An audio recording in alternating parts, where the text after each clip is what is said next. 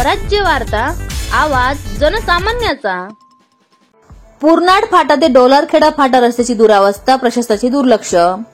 मुक्ताईनगर तालुक्यातील पूर्णाड फाटा, दुई, सुकळी, डोलारखेडा फाटापर्यंत मोठे मोठे जीवघेणे खड्डे पडले आहेत, तरी प्रशासनाचे याकडे पूर्ण दुर्लक्ष होताना दिसत आहे। तर या रस्त्याने अनेक वेळा खासदार, आमदार जात असतात, मात्र त्यांना या रस्त्याची काहीही देणे घेणं नाही असं दिसून येत आहे।